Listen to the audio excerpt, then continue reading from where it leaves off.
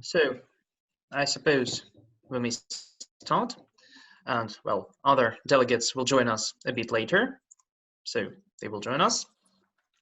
So before we start, I'd like to introduce myself. I'm Nikita Smoleninov, Churkin Moscow International Model United Nations Secretary General, and I will be our moderator at our meeting. And before we start, I would like to introduce our honorable guests.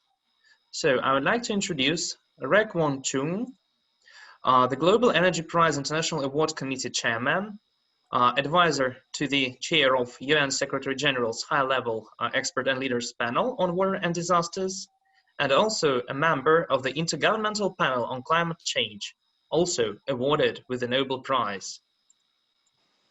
And our second guest is Sergei Brylov, who is a prominent Russian journalist, a TV personality and public figure, and also president of the Global Energy Association and member of the Executive Office of the Council on Foreign Defense and Policy, and also co-founder and president of the Bering-Bellingshausen Institute in Uruguay.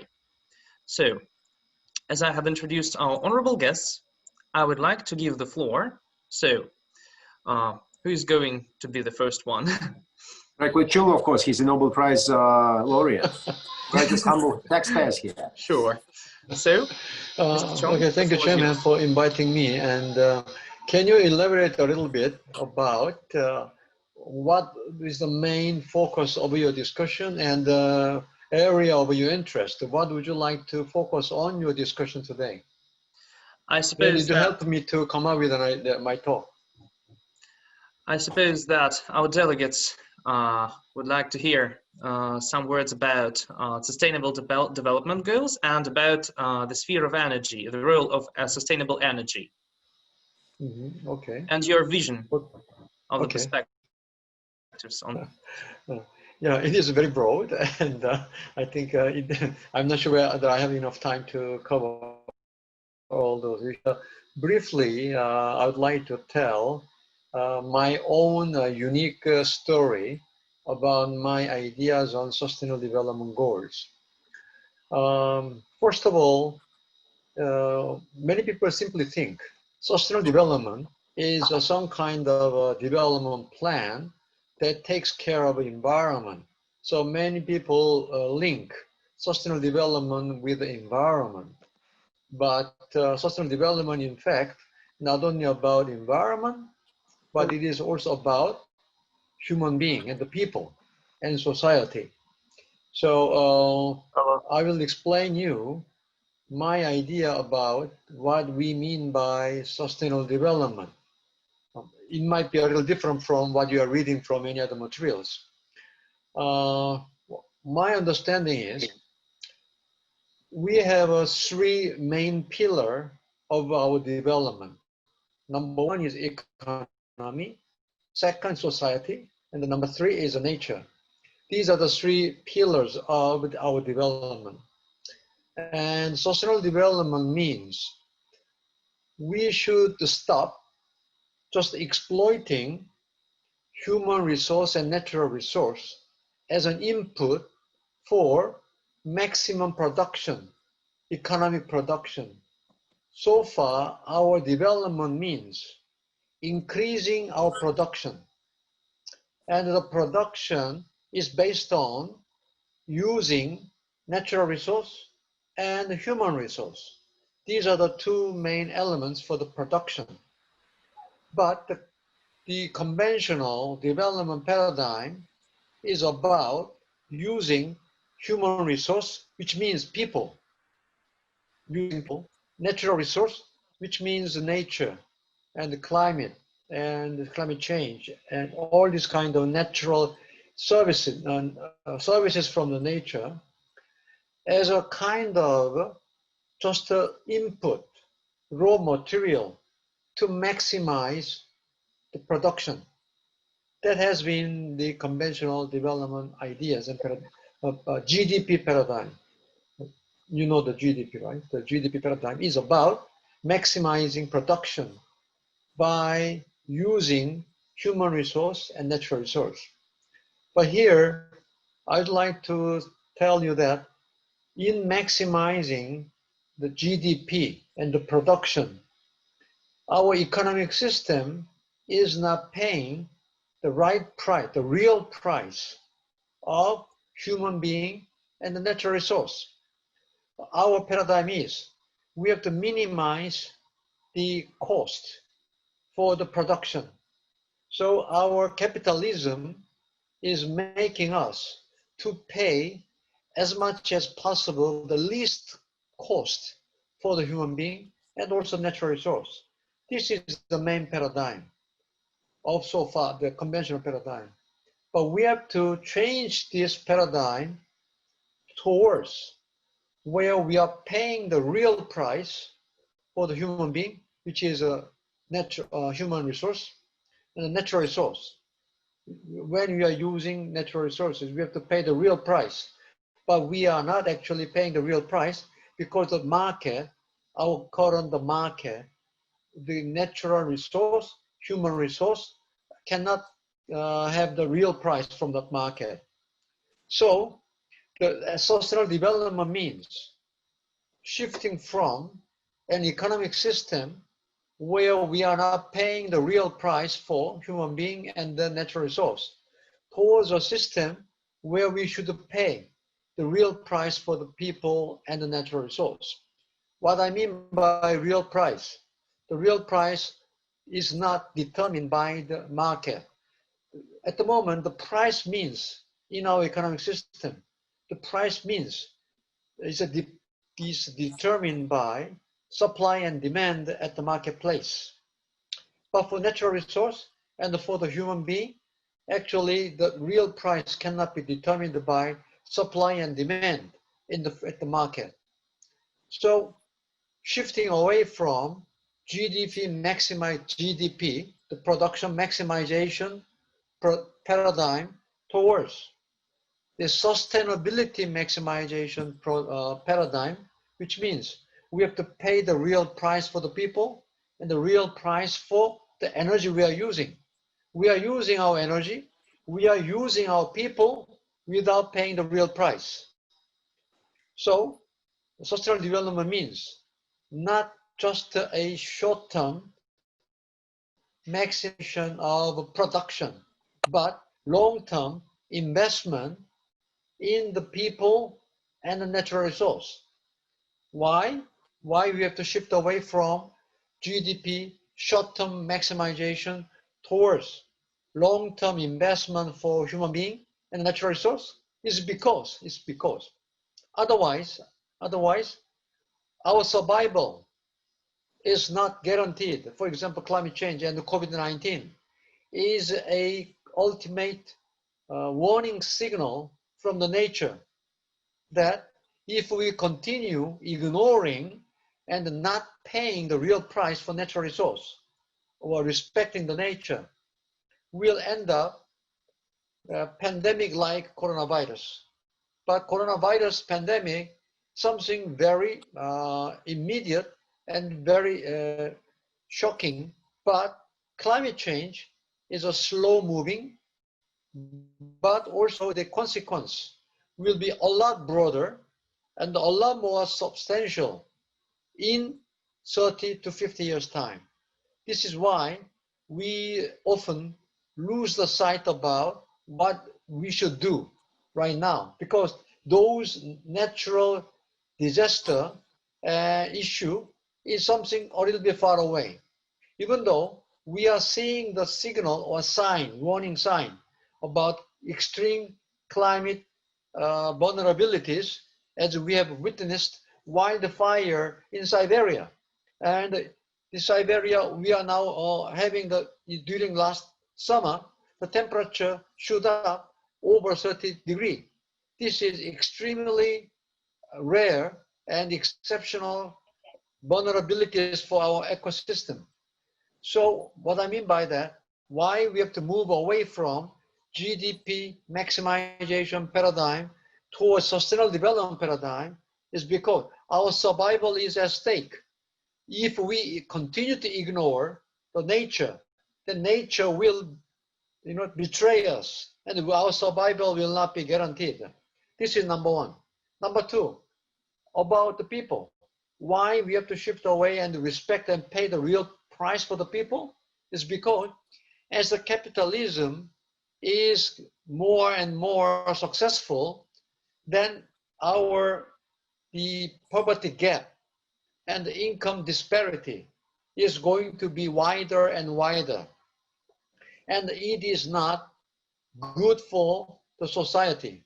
And all around the world is now suffering from widening gap, the poverty gap and income gap, which is making the situation worse, that the social cohesion and the solidarity is now disintegrating, and our society we are living is getting more and more hostile and a lot more difficult to live.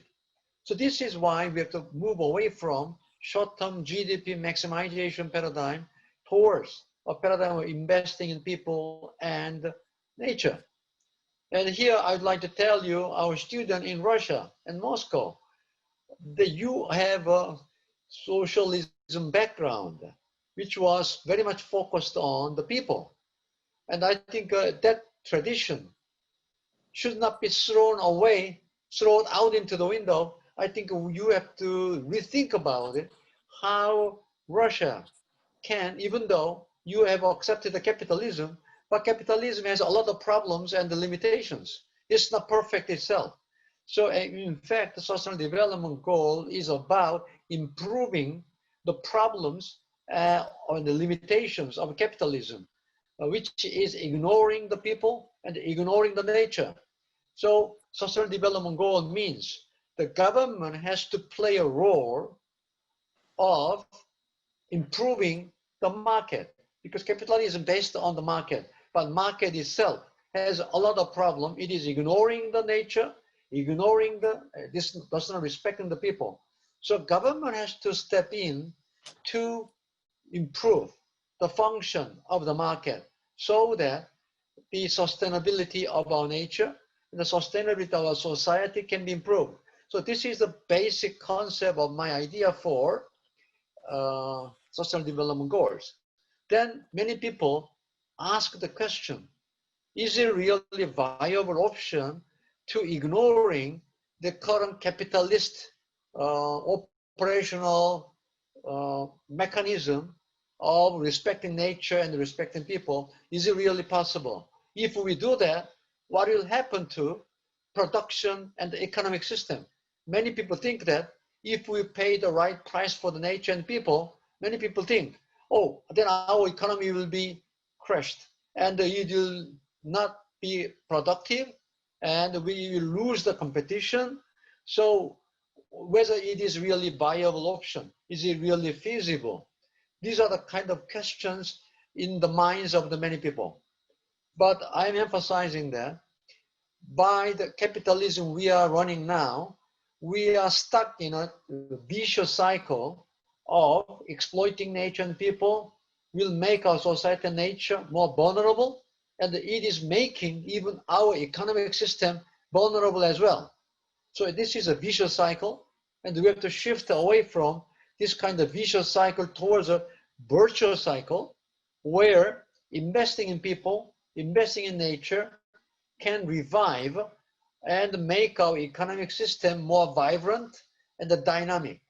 This was my idea of a green economic growth, and this is about balancing nature and the people. No, I mean nature and economy. But that's not enough. We need another new paradigm respecting the people. I call it like a people growth, like a people. The people growth. Investing in people will make our economy grow in the long run, So investing in people and nature will take time. The return will take time. But this is why the government has to play a very important role of bridging the time gap. The capitalism or the economic return is a short term, but ecological and natural and social return takes time. So there is a short-term and long-term time gap. And this is something the government has to play a role of bridging the gap. So without a strong leadership by the government. Also, I have to emphasize that the leadership of the government cannot be exercised if there is no political support from the people. If the people doesn't support long-term investment in sustainability and sustainable energy and the sustainable society, if there's no political support, it is very difficult for government to push sustainable development goals.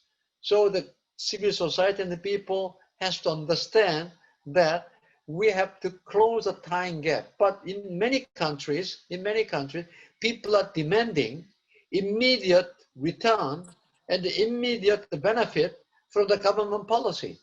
So they cannot wait. And they are just demanding the government to focus on just increasing economic production, GDP production in the short term. This is why government cannot shift away from short-term to long-term policy framework.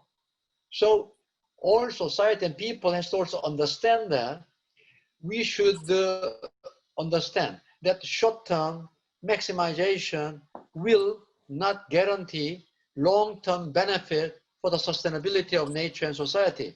So this is the kind of knowledge gap that people have to understand it. Young people like you have to understand that it is more wise for our society and government to invest in nature and invest in the people rather than just maximizing short-term production and the short-term benefit. So this is a kind of a choice for the student like you and also government.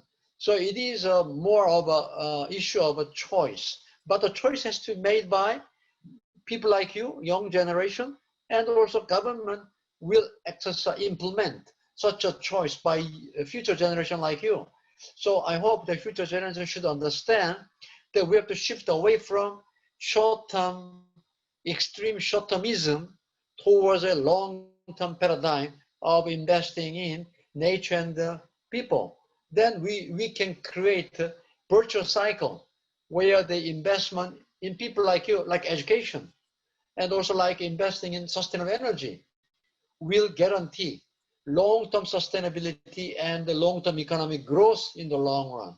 Okay, I will stop here. Thank you very much. So thank you for your speech.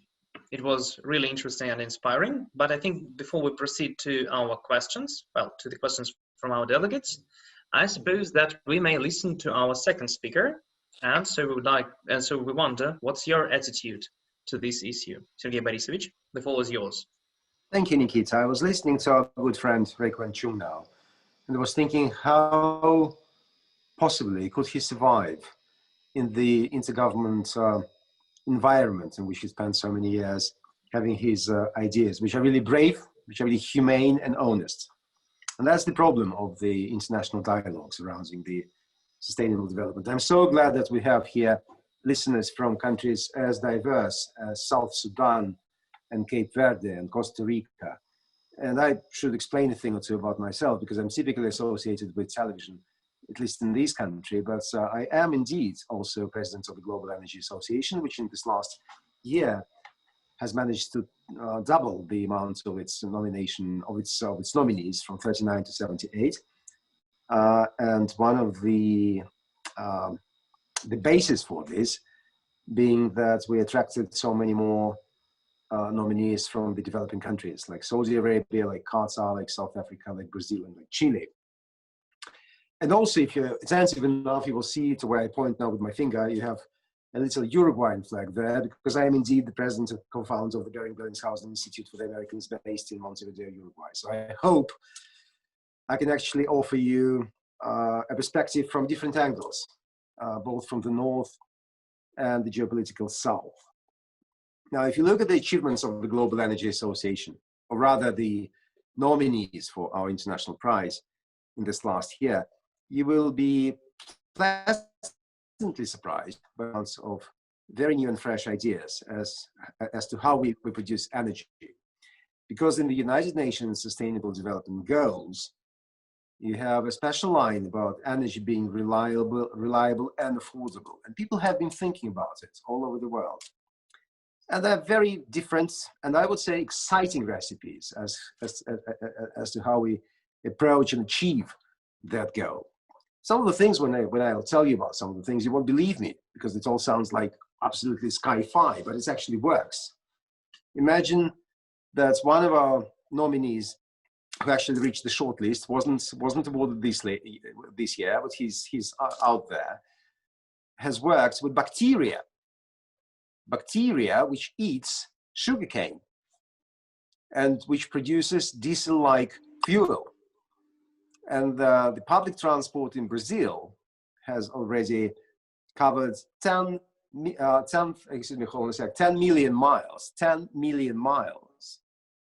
using that fuel based on bacteria, right? Which is absolutely unbelievable, but it works. There are other things, and the most fashionable thing now is hydrogen, right? So, well, everyone is somewhat unhappy about carbon. Everyone supports, at least theoretically, decarbonization. But what do we substitute coal and oil and natural gas with?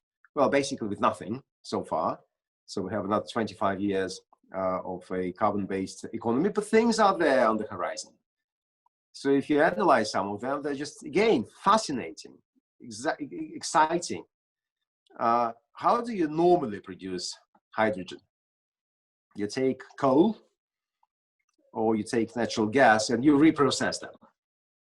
And you get hydrogen. And there are new ways of hydrogen storage, which, so hydrogen is no longer as dangerous as it used to be 50 years ago. And of course, when you burn hydrogen as fuel, whether in cars or whatever else, you do not contaminate. There's no CO2 in question. So this is, again, fascinating stuff. Yet there are people out there who suggest new recipes, and that is, you can actually, well, I'm so glad that most of you are youngsters, well, young students, sorry, who recently attended secondary schools, and you would still remember a thing or two from your physics or chemistry course. So I'm sure that everyone will remember here automatically what electrolysis is. If some of you are not familiar with this English word, it's electrolys in Russian. Electrolysis, right? So you put two sticks, vulgarly speaking, into a basin. You work with pure water. You get water anywhere, nearly anywhere. And out of water, innocent water, you produce oxygen and hydrogen. You take that hydrogen away, you burn it, and you get a result, or rather the required result. But then in order to produce that, you need electricity. So the idea is that you take electricity from the air, literally. Because if you use renewables, like solar panels, right? You use the solar panels-based electricity for electrolysis of water as in H2O, and you get hydrogen. So your energy from the air, and you produce your energy source from the water, and everyone is happy. And if we think about sustainable development, isn't this the horizon? Well, it is. Yet, when you calculate things accurately, you will sadly find out that a kilo of hydrogen produced out of natural gas, costs around $1. It's $1 plus something, US.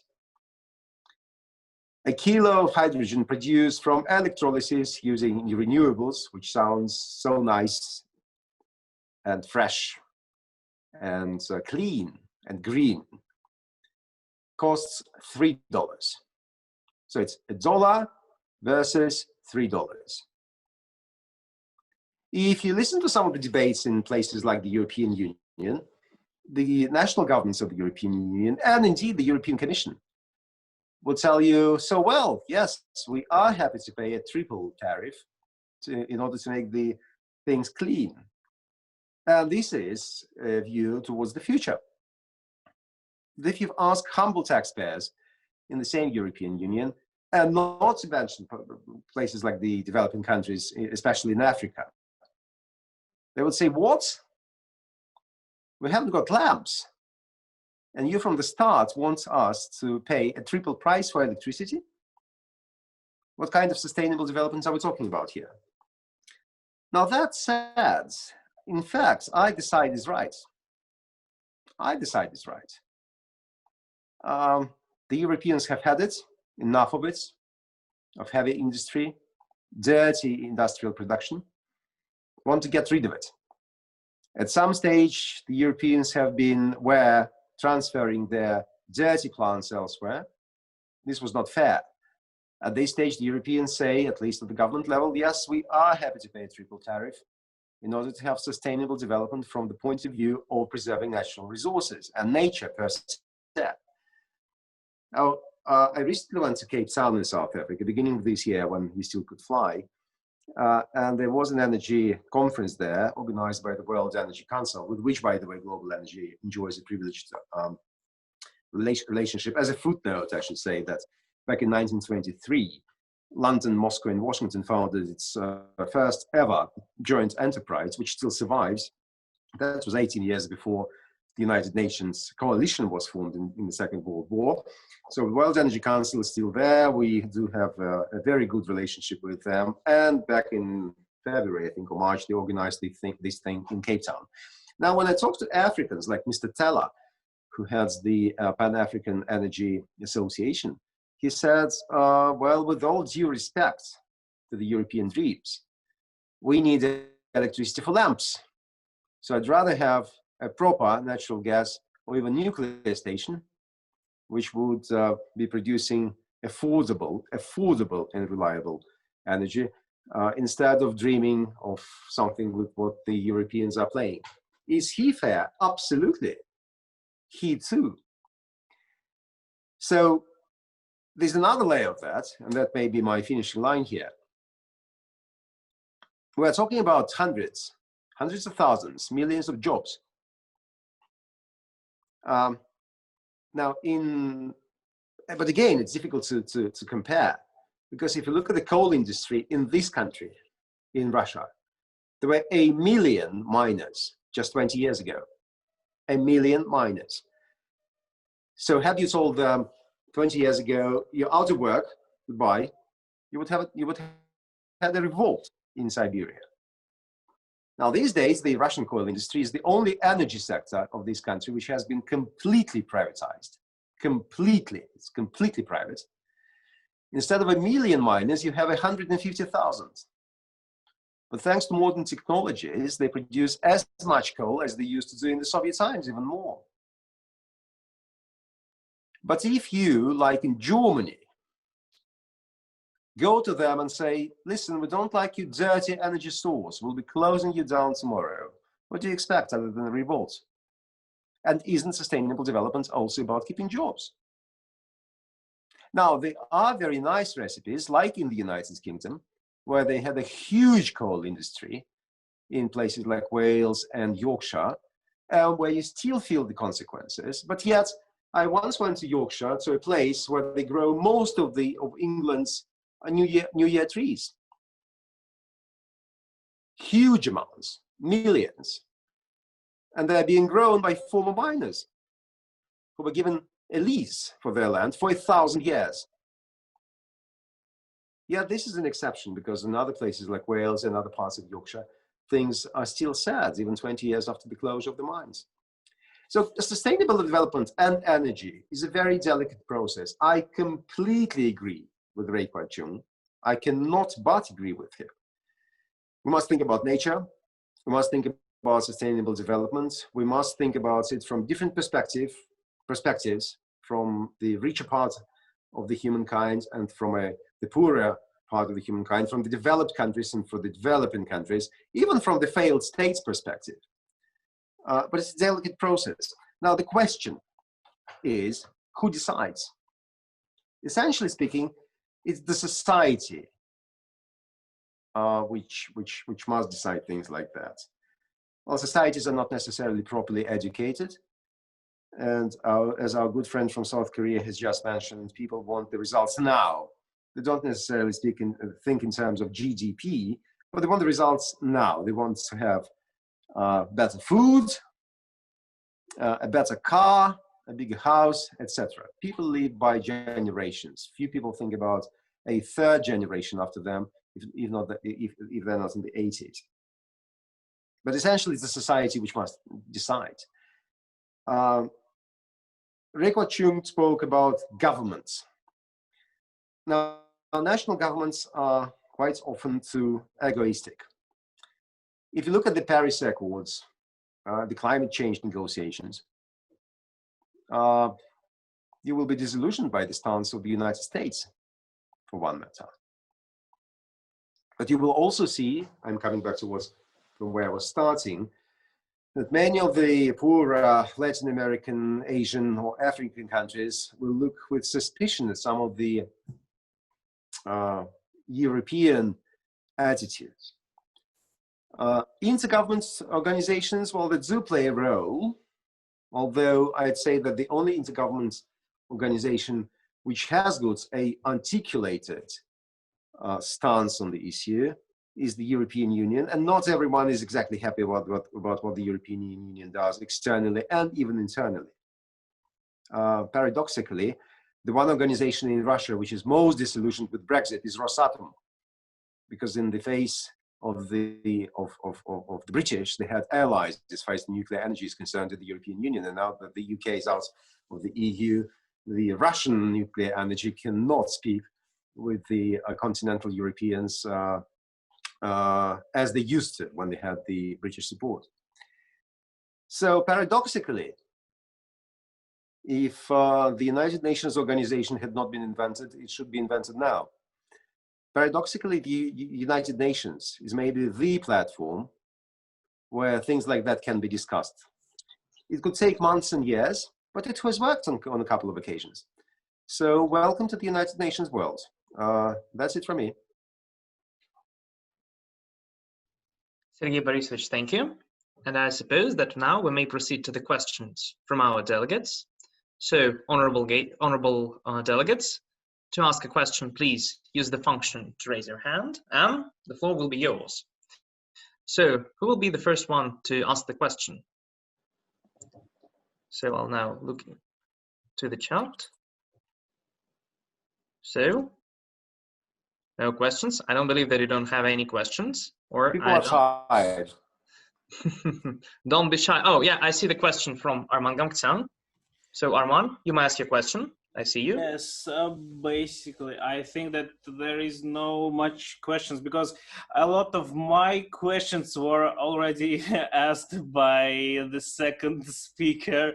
So, but I just wanted to like maybe precise some positions like the first speaker said that it's up to governments to decide it's up to governments to make these programs for more sustainable development and to educate societies. But in democratic countries, the governments are a part of these societies, and their legitimacy is based that they do what the societies want, what the majority of the societies want. How can any democratic government go against the will of their people, against the will of their society for the short-term needs, pursuing some other maybe ununderstandable for the society goals, for the goals that are not understandable for the society. Thank you.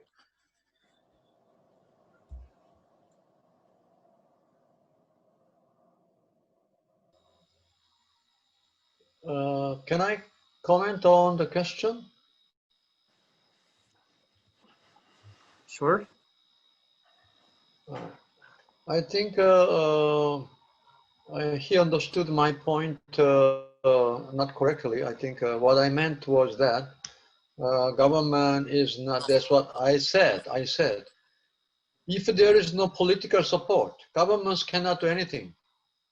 That's why I said the people has to understand the issue. And the people, in a way, should understand refraining from just emphasizing short-term benefit and the short-term return. Otherwise, the government cannot take decisions. They cannot go against the society. So, but unfortunately, in many countries, people are demanding my job, and right now, they want their welfare right now, and all this kind of immediate short-term interest is so strong that it's very difficult for government to make any long-term investment strategy. That's what I emphasized. So I said, people like you, the future generation, has to provide a support for a long-term framework and a long-term social development pathway, rather than short-term maximization, the vicious cycle. That's what I emphasize, okay? May I add?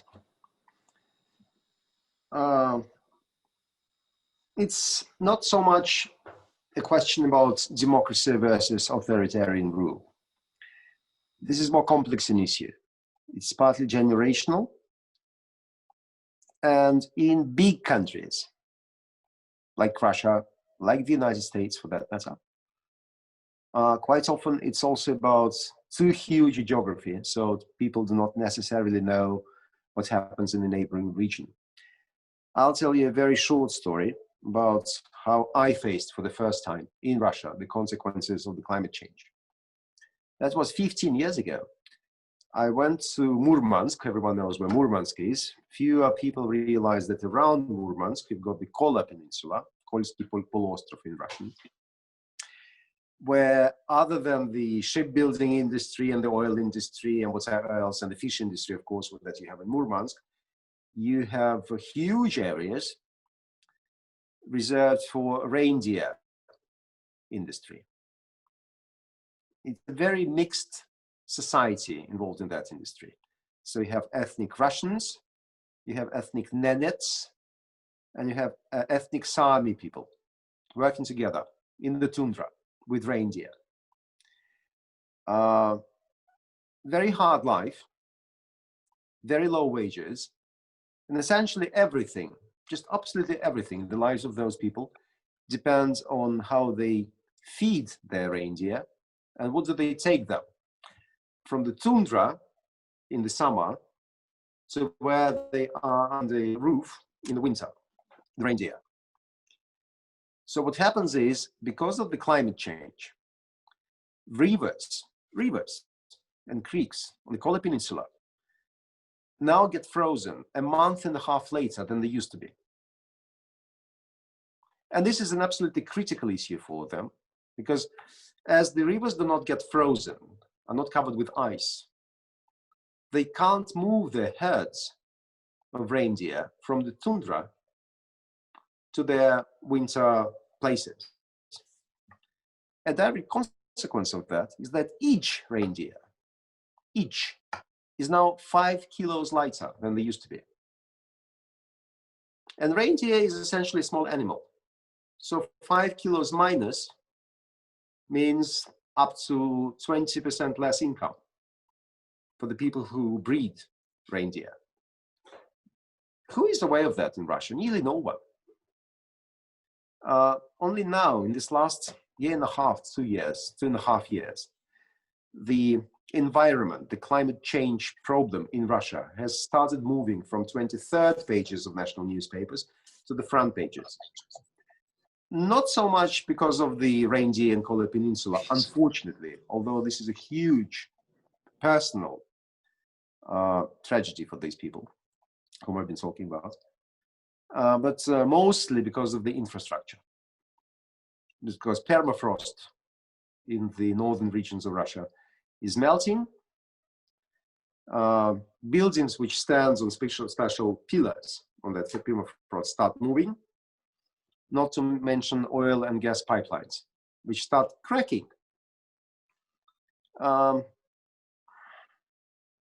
And it's a huge problem for the country where a lot of natural resources are being explored in the far north. Now, as we say in Russia, нет худа без добра.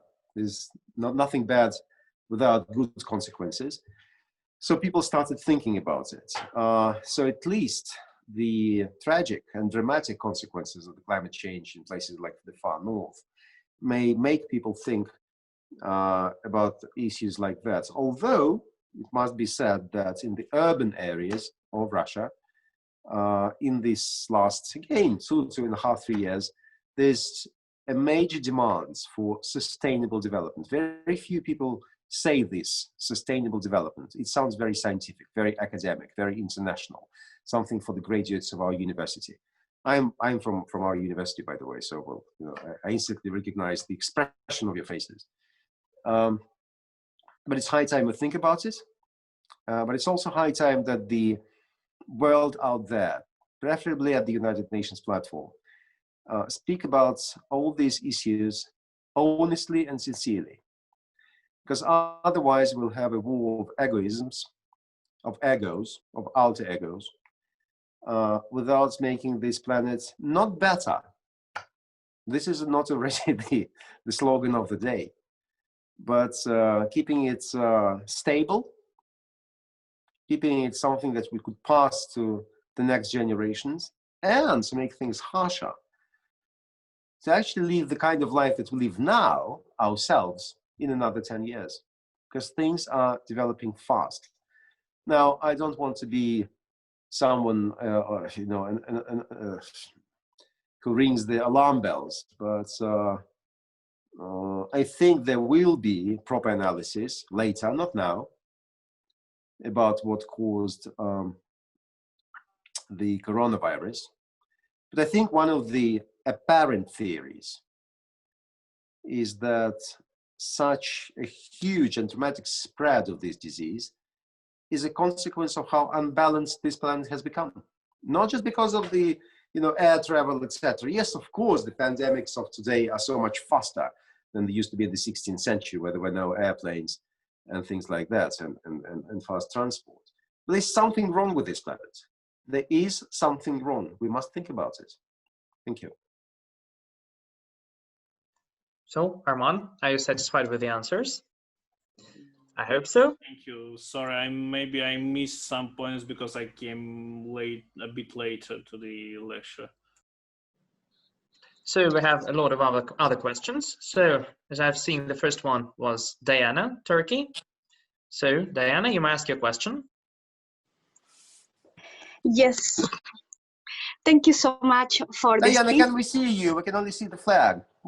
Show us your face. Oh, You look please, absolutely stunning, I know that. Get rid of the flag. Show you to ourselves.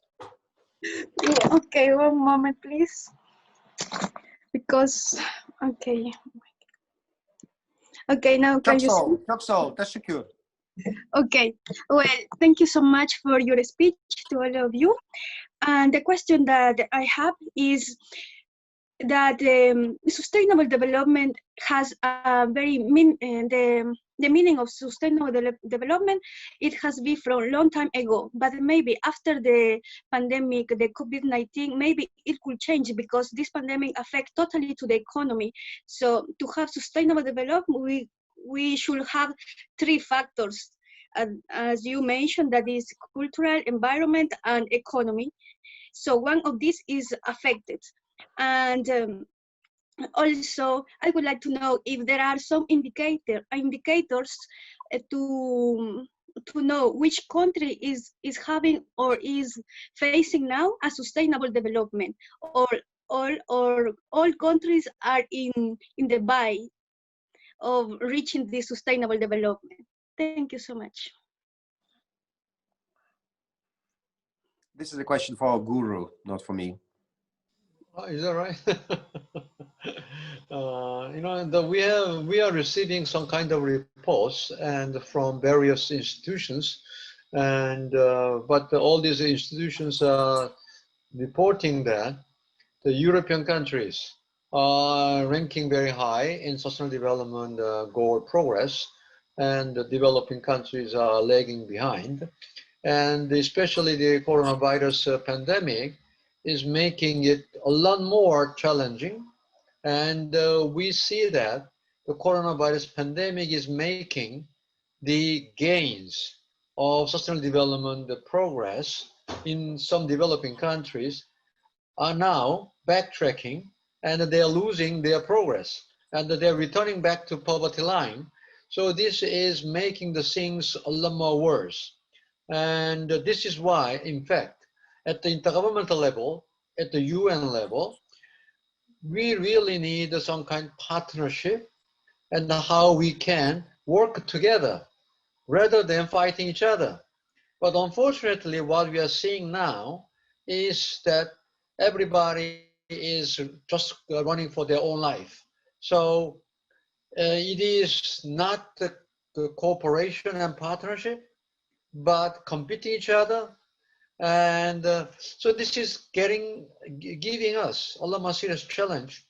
And the partnership idea is now getting much more weak, and it's not exercising the real power at the UN, United Nations level.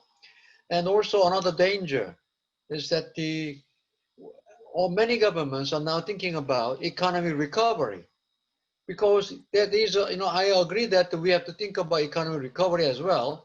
We cannot only looking at the coronavirus, so we have to continue to live on, and we need economic recovery. But the issue is, what kind of economic recovery? And can we really have green recovery, or we will have unsustainable recovery? That is going to be another more important challenge for all of us. And for developing country, there are many developing countries suffering a lot of difficulties. And I think it is very difficult for them to take care of their challenges on their own. And I always believe that at the United Nations level, we have to strengthen the partnership and the cooperation. But unfortunately, the situation is not as positive as we want. So it is, once again, depending on the choice of the future generation like you, young generation. You have to raise your voice, because it's going to be your future. And because in the face of a coronavirus pandemic, no one will be safe until everybody is safe. So if we ignore the situation of developing country, that means even the rich country cannot be safe.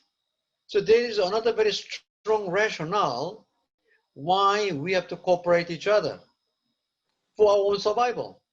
If we continue to ignore the difficulties of many developing countries, then the rich country, they will never be safe. So this is a very interesting situation, that on the one hand, the countries are running for their own survival, but on the other hand, we have to work together for our own common survival, or for our common future. But once again, it is our choice, what kind of choice we are going to make for our own survival. And the young generation like you, I hope, could raise your voice that it's a time for us to work together rather than fighting each other and finger pointing each other. Finger pointing each other will not save us, but we have to work together to be safe and to be sustainable. Yeah, thank you.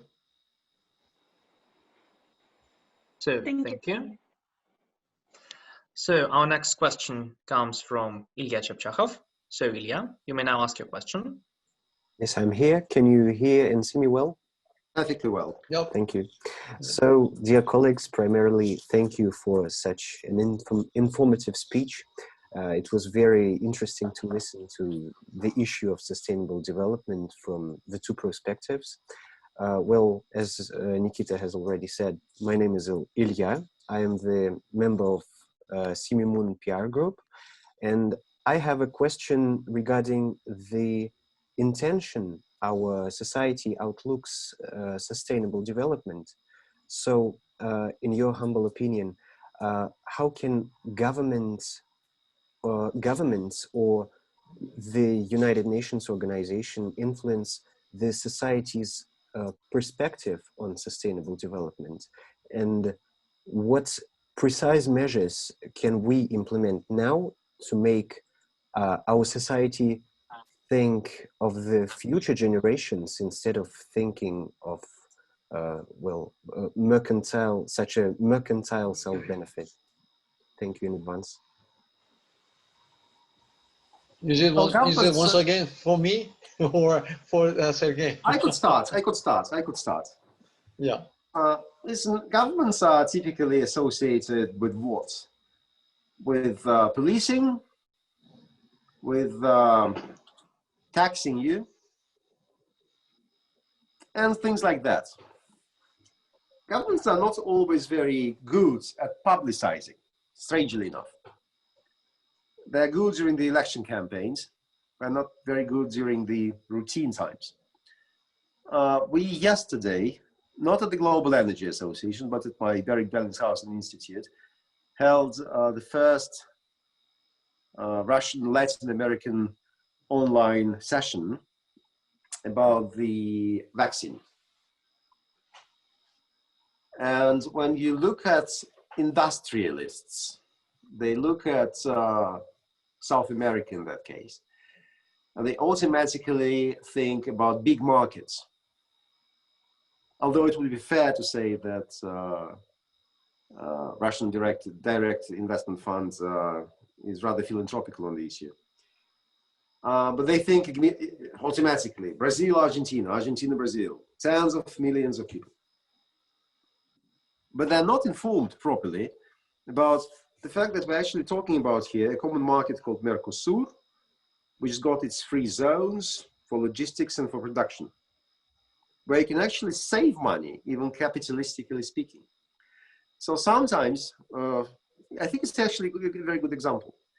Sometimes even bigger gains in business are there. The people are either not properly informed or don't think about it or think along traditional lines. In fact, in the West, well, I first heard about it in 1995, I think. There's always been that view of things, which is not about GDP per capita or GDP per se, but the number of jobs created. For the post-communist Russia, that was a very strange concept. But, well, I've actually heard about it in America, 1994, 1995. Although when you talk to Americans back then, we were in fact in a delegation where there was one crazy professor from Russia who was already speaking in terms of sustainable development, and people were looking at him, so what is he talking about? It's a delicate process. It's a very delicate process. But I think that the current pandemic and the visible consequences of the climate change, not just in the case of the reindeer mentioned before, but in your everyday life. Are you a mushroom picker, Ilya? No, I've never picked. Well, I am now gathering my mushrooms now. Well, not today, not yesterday because of the rain in Moscow, but in the 20th of October, I gather mushrooms, which had never been the case, which is bad. Well, it's very good for me, but it's bad. It's visibly bad because things are not properly working in climate and nature.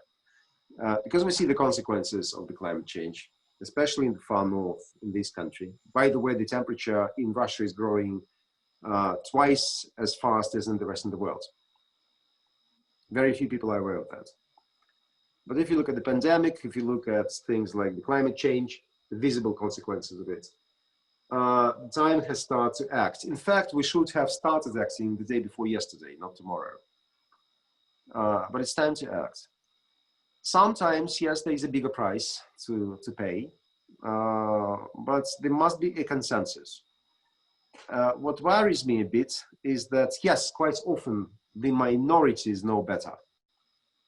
But also in today's world, we are quite often under what I call the minorities dictatorship. You know, with all due respect, when young activists in Germany storm physically storm coal facilities and throw people out of their work. Now, there's something wrong about it. You must prepare a program for the people to change their jobs, to change their professional orientation or something, then start doing things. So it's a very delicate process. However, no one has invented anything more workable than a national government. No, there are sometimes international organizations, but national governments are there, they're close. So essentially speaking, yes, we're speaking about the political will of national governments. So in that sense, I wholeheartedly support my fellow speaker.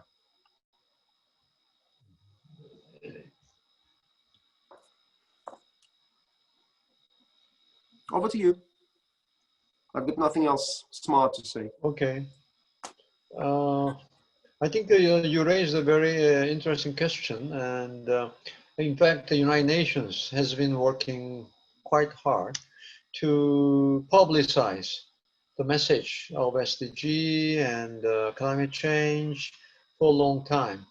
But somehow, our media around the world, the international media, and journalism, and also the business, are too much, focused on just the short-term profit and immediate interest. They are not interested in the messages for our future and for our sustainability. These are the kind of information and message that doesn't sound very interesting, and they are always losing the priority in reaching out to the society. It is a kind of real situation we are facing. It's very difficult to reverse this kind of situation. So this is why I am always thinking that we cannot just leave it to the business or leave it to the market or just leave it to the government, but the people like you guys who are eager to learn about United Nations, Sustainable Development Goals, people like you has to raise your voice, and you have to try very hard so that your voice can be heard. Otherwise, unfortunately, the fight for SDG is a losing battle. If, for example, in Korea, there's not many people who understand, who even know about SDG. Our media is not talking about it much. I think it's not very different, except in some countries in Europe. Otherwise, in many other countries, most of the people will not even know about SDG. And even some of the governments even do not pay attention to SDG. So this is the current situation. This is why we need a social movement and a campaign and the voice from young people like you. So this is why we are having this kind of a webinar and a discussion video meeting, so that we can raise the awareness of our society. So this is a kind of job that we all have to work together. Thank you. So Ilya, thank you for your question. I hope that we have some time left for other questions, as now we have 4 questions. So people are now queuing up to ask a question. And yes, Sasha was the first one from now on. So Sasha, you may ask your question. I mean, Sasha, Cyprus. Sorry. Second Sasha, I'm extremely sorry. Thank you so much. I'm sorry I will not be able to switch on my camera because my internet connection is so bad that as soon as I switch on the camera, I will be kicked out of this Zoom meeting. I'm sorry for that, but actually, But have you still got the same haircut and the same yes. and the same hair color? Yes, Impressive. it's pretty the same person. Like, I mean, actually the same one. Yes. I say this is the United Nations buffer zone color on your hair. Yes, it is. So actually, my question is something like a follow-up question to not only the speeches that were presented, thank you so much for the speeches, and to the responses. Actually, I am so interested in sustainable development goals, and my professional sphere is based on them, and I'm writing articles and I'm organizing events on sustainable development goals, but I could see the situation that people are not aware of it. Yes, you have mentioned some things before that, yeah, there is no awareness, and people, even people who I were interviewing to have as delegates in this model, they didn't know what is that sustainable development goals. Even if they're interested in model United Nations, even if they're interested in international relationships, there are so many tiny amount of people who know something about that. And actually, for example, I am living currently in France, and I could see newspapers with the title something about sustainable development goals. I could see a huge graffiti 20 meters long in the center of Paris with sustainable development goals. But actually, I couldn't see that in Russia. So when do you think this topic, this agenda will appear in newspapers, will appear in the discourse? Because actually it is a problem that is extremely important nowadays. But even if young generation will distribute this idea, it is not enough. So when do you think it will be more actual, more relevant topic to discuss, and how it could be done? Like, what should be done to raise the awareness? The major piece by Lenin was called "What's to be done?" So you're repeating that same Russian question. Что делать? There's also another Russian question, which is "Кто виноват?" Whom to blame? Now, it has started to change. It has started to change if you look at how people reacted to garbage collection and mountains of garbage near big urban centers. You would certainly realize that the attitude of the society has changed. And what is interesting, by the way, is that despite initial criticism, people are not necessarily willingly, but they start, say, collecting garbage separately, right? Litter garbage. So things have started to change. I absolutely agree with Rekwan Jung about the fact that in Europe, the sustainable agenda, the sustainable development agenda is so much more visible and felt by the societies. But it has started changing even in countries like Russia and elsewhere.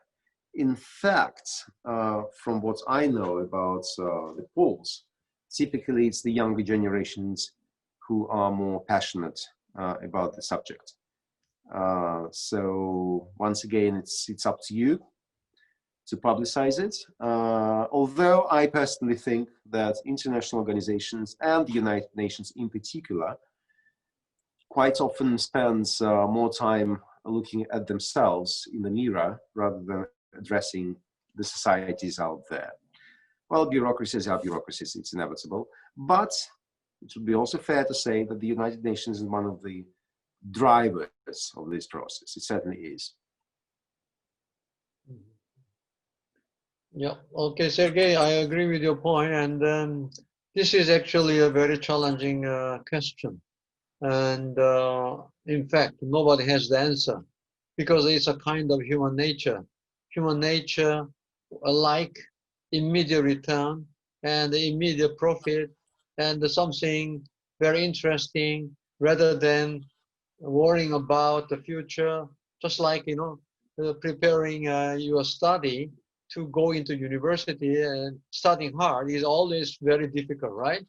But the people, it's a kind of human nature, I think.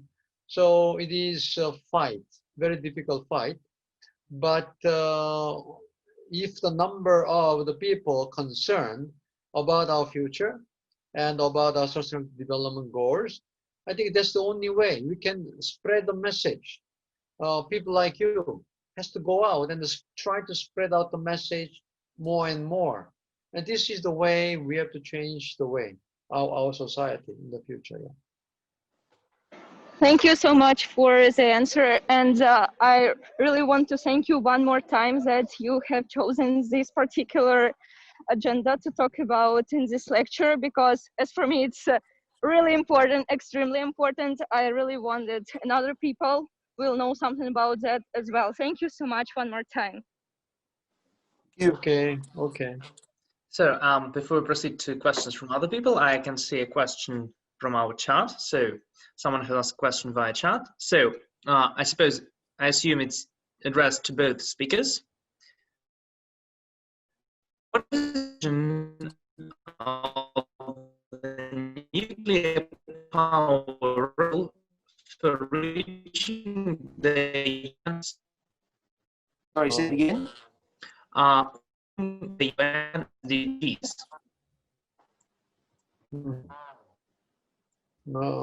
For me, actually, the nuclear power issue,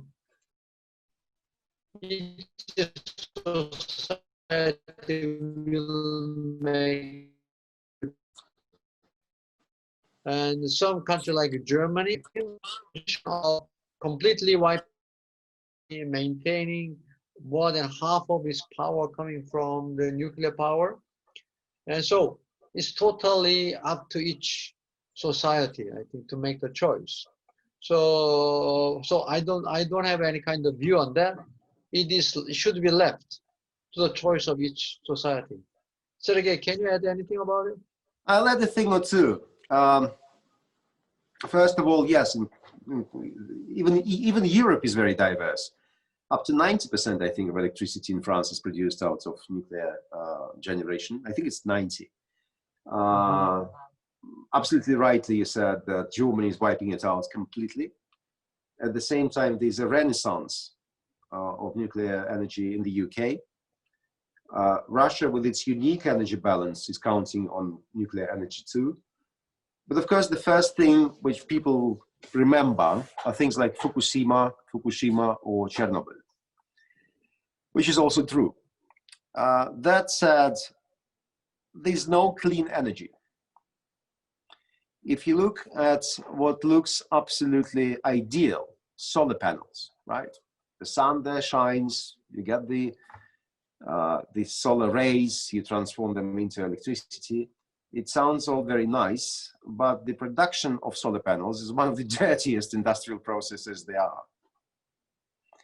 are. So, you know, you don't contaminate on one end, but you contaminate full time on the other end of the story.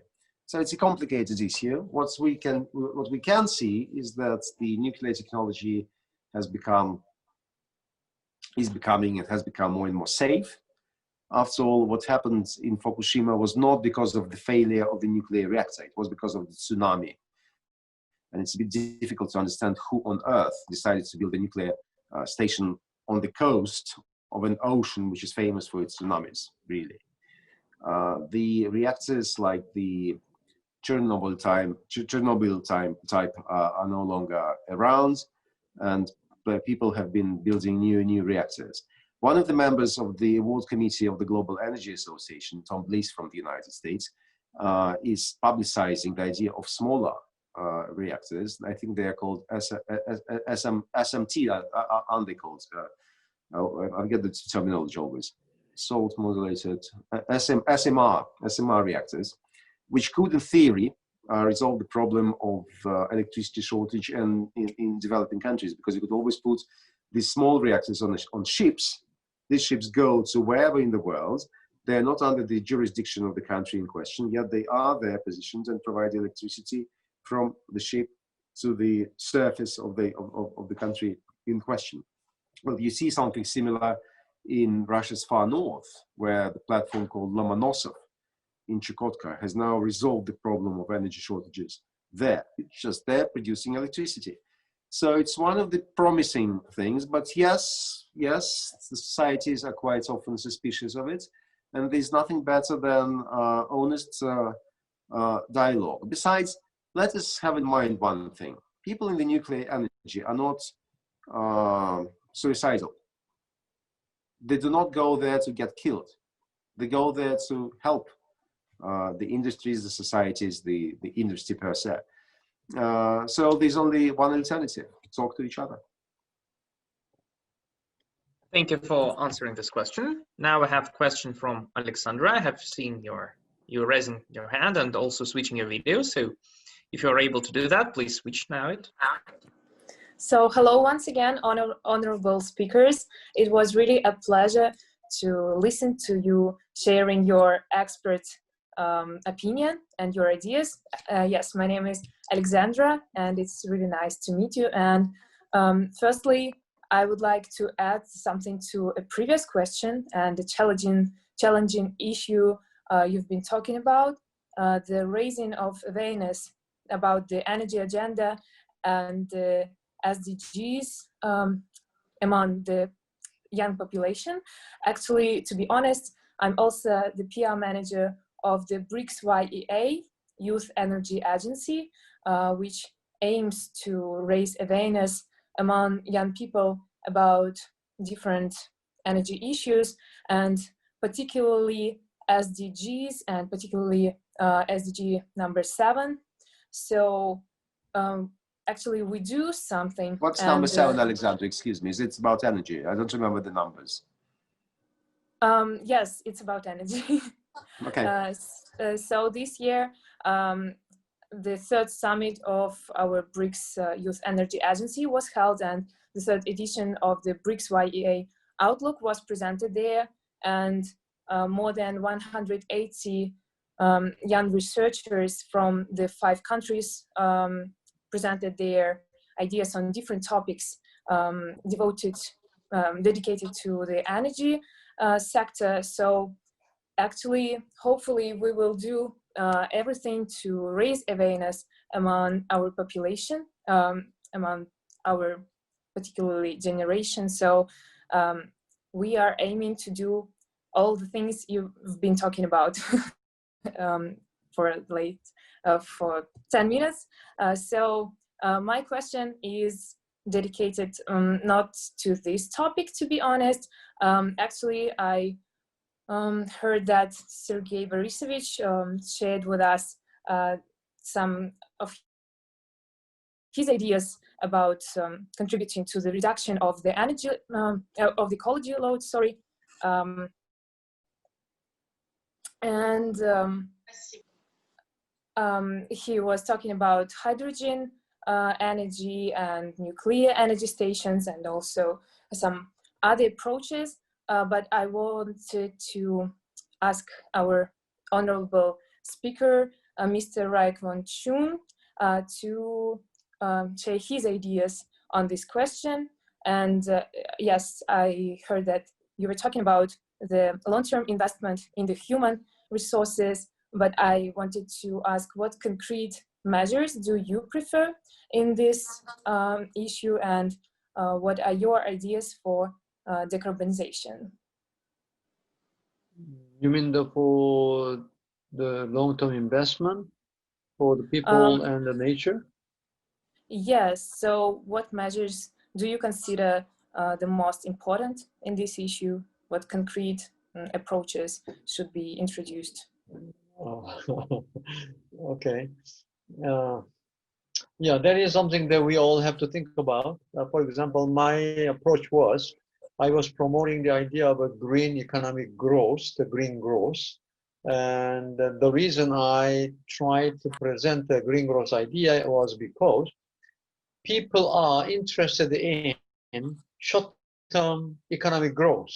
They want job, they want immediate return of money. And so I tried to link the short-term interest with the long-term sustainable development goals like climate change. So my idea was that climate change can be a driver of job creation and economic growth. For example, for energy, sustainable energy, if we are pushing for sustainable energy, it can promote new market, new service, and new industry, and it can create new jobs and new economic growth. So the kind of a marriage between short-term interest and the long-term sustainability. So this was my effort, my trial, how we can show to the people that investing in long-term sustainable issues and agenda can be in the interest of a short-term return. So I was actually trying to find out some example of that kind of a short-term return of investing in nature. And in Korea, we have a very interesting case of one ecotourism coastal town in the southern coast of Korea that they were wondering whether they should construct expensive condominium by the beach, or they should protect the ecosystem in the coastal area and develop it into a ecotourism center. And the people and the landlord, the owner of the coastal area, had a big fight. And of course, they hate, but they don't want to lose their ownership of the land, and they insisted their right to develop their own property. But what happened was the local authority decided to protect that area for migratory birds coming from Siberia. They are the big crane. Crane from Siberia is coming to that particular area, and that area became the best example of ecotourism in Korea. And what happened in the end, in about 3-4 years' time, the ecotourists coming to that town to see and watch the bird from Siberia is increasing to 5 million or 6 million people per year. This town is about 200,000 people living there. So it's a very small town compared to a Korean standard, but attracting 5 to 6 million tourists coming to the town. And then the city and the community was so happy to see the return, economic return from protecting and investing in the protection of the birds and the migratory birds. And then it gave them economic return in a very short period of time, like 3 to 5 years' time. So I was looking for this kind of example, how we can bridge short-term economic interest with the long-term goals. So I think I find out more of those best success stories. And actually I have compiled them in my report, which was published 8 years ago in 2012. I published the publication titled Roadmap, Low Carbon Green Growth Roadmap.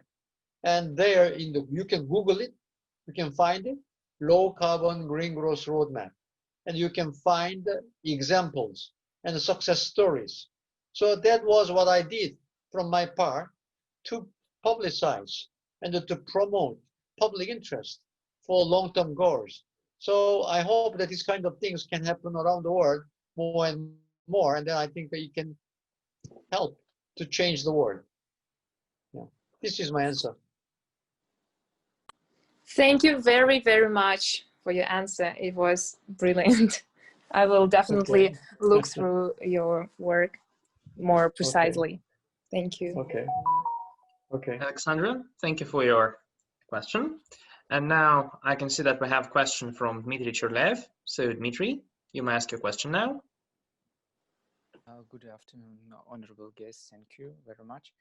And I'm Dmitry Cherlev. I'm participant of Franco-Russian Dialogue on Climate Change, supported by Dialogue de Trianon. And we can say that nowadays we see a crisis on all markets, and prices are becoming lower, and oil-oriented societies suffer from that. Could we say that such a crisis is the beginning of fuel era, and this crisis could make oil-oriented countries move towards sustainable energy faster?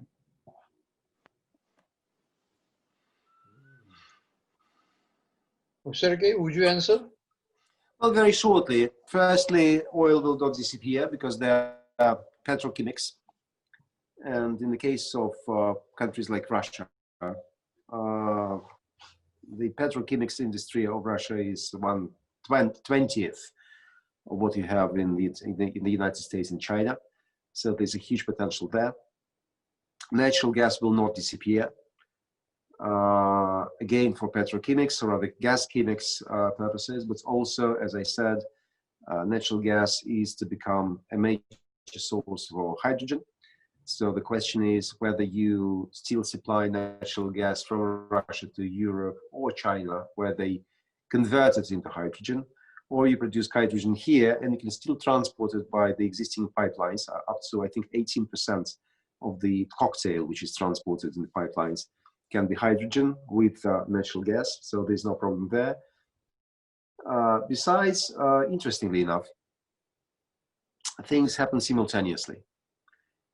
Some of the traditional sources of light oil in this country have run dry.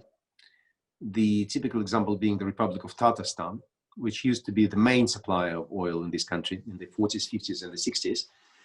Not any longer the case. The kind of oil which they extract is all heavy oil. It's actually like asphalt. You can touch it. You can knock on it if you so wish. So you do things other than producing petrol out of that. But the process is not going to be very straightforward. For example, just 2 years ago, everyone was very enthusiastic about electric cars, and they will be, of course, becoming more and more popular. But in order to drive those electric cars, you of course need electricity. So what do you produce your electricity out of? At this moment, the most reliable source for producing electricity is hydrocarbons. It is. It will change. It will change. But at the same time, there's another tendency. And the tendency is that after a year of lockdowns, so much lower everywhere. Look at Europe, up to 20% fall in the economy in countries like Britain.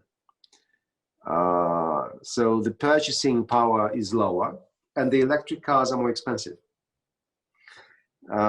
So here's a problem that you've got to decide. There's already government goal in many European countries to substitute the current cars with electric cars in 15, 12, 20 years, there are different dates in different countries. But I predict that the process is not going to be so fast because of what we're experiencing now.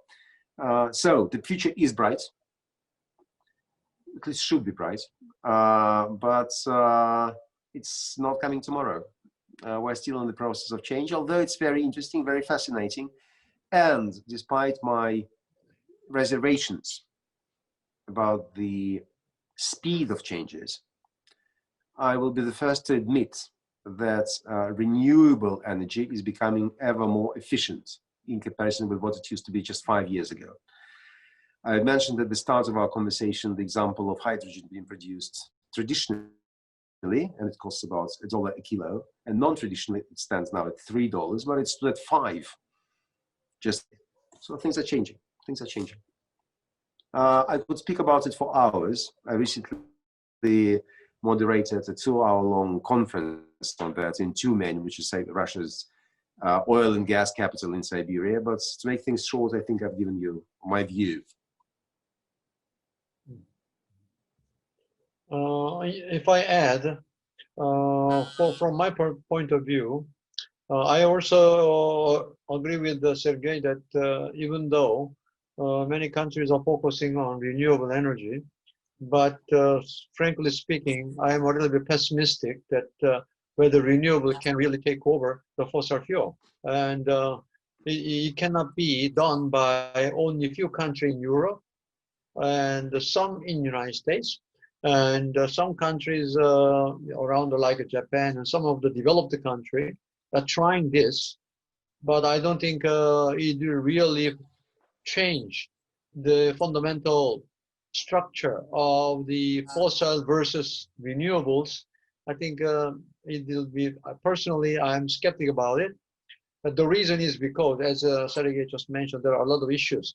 But one silver lining I'm thinking about is carbon capture and storage is a technology where the fossil fuel industry can focus on, and using fossil fuel without the fearing or scaring about, the worrying about the climate change. It's the only way is that we capture the carbon from a fossil fuel and put them into the ground.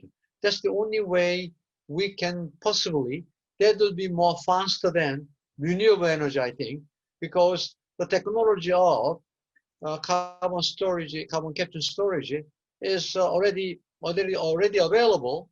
It's just a matter of management and a matter of a little bit of the cost.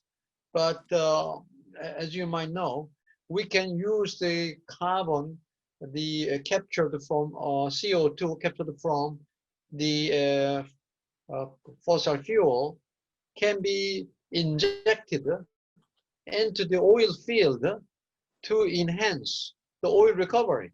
Sergey just mentioned about that the light oil is getting dry, but if you inject CO2 into the ground, then it will pump up the oil more efficiently, and those the light oil or whatever oil left under the ground will come up to the ground with the CO2 being injected into the ground. So I think there is this kind of carbon capture storage and enhanced oil recovery is something that we can focus on to make the fossil fuel to be a kind of bridge for a sustainable future. And I think Russia can spearhead and play a leadership role in promoting this kind of technology. Absolutely, absolutely. Thank you very much. So thank you. So do we have any more questions? Preferably not. We've been with you for an hour and a half. So, it is 2 a.m. in Seoul, and I'm getting very sleepy now. So I suppose that now I would like to express my own gratitude and gratitude on behalf of our organization, of our Model United Nations and our delegates, to our honorable speakers. So thank you that you found opportunity to participate in our conference and to deliver speeches and answer that many questions. So thank you for speaking with youth. Thank you for this dialogue. Okay. Thank you, Nikita. Thank you. Thank you all. Okay, thank you. Okay, thank you Good all. evening. Thank you, Sergey. Yeah, okay, bye. Have a See you nice, soon. Bye. have a nice Bye. day. Bye. Bye. I will. Okay, bye.